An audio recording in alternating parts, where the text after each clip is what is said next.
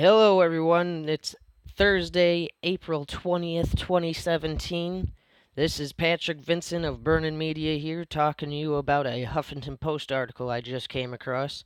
It's called Trump Shouldn't Mess with the Clean Air Act, the American Lung Association warns.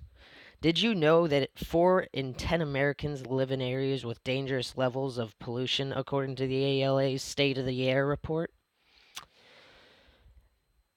A new report from the American Lung Association comes with a clear warning for the Trump administration and Congress. Continue America's fight against pollution or jeopardize the public's health. So, stop letting the oil companies and the coal companies write your regulations. Stop cutting the EPA's budget. Stop destroying the Great Lakes program. All these things the administration is currently chipping away at that will affect the public's health. Stop focusing on the corporations' money. Start focusing on the Americans' people's health, is what they are saying to us. On Wednesday, the ALA released its 18th annual State of the Air report, which found there's been a major improvement.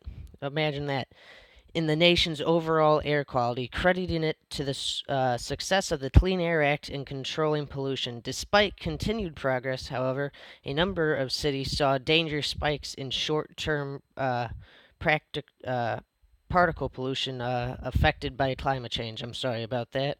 Got a little dyslexic.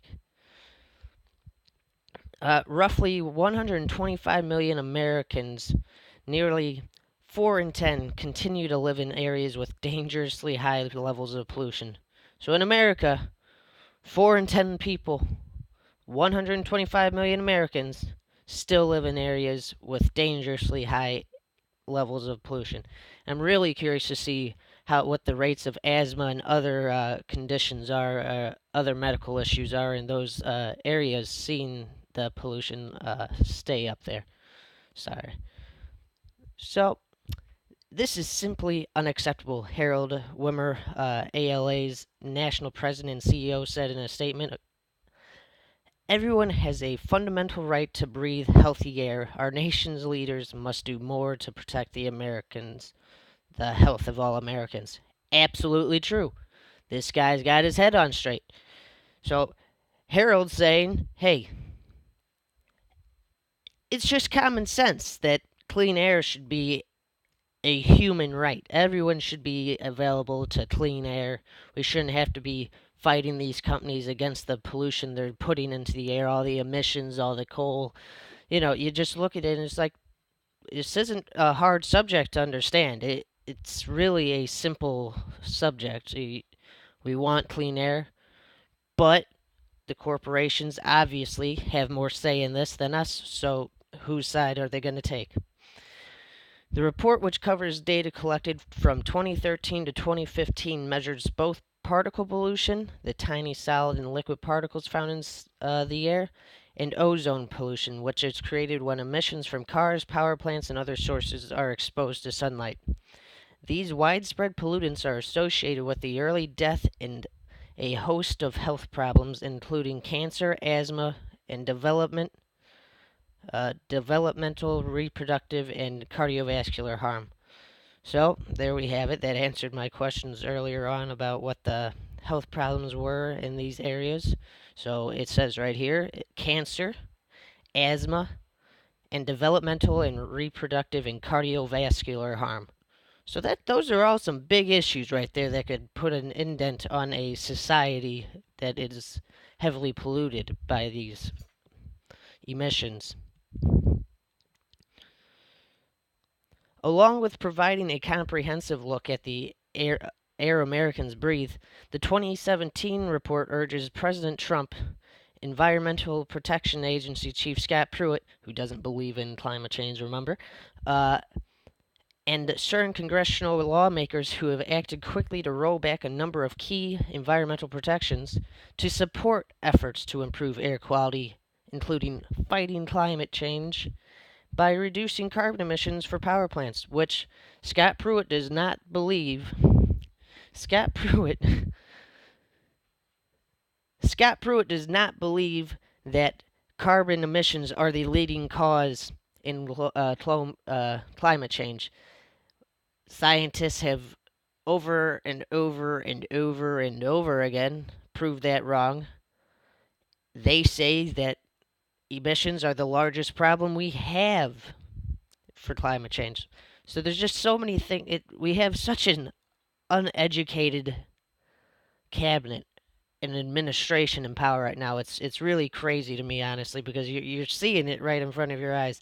Anyone who didn't believe that the corporations had full control of our government, if you're not realizing it currently under the new administration, I don't know how much simpler we can put it for you. In all honesty, it's right in front of you if you don't see it right now.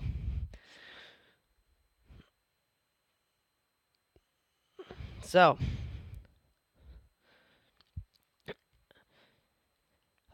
of course, that message may fall on deaf ears. Well, I'd imagine.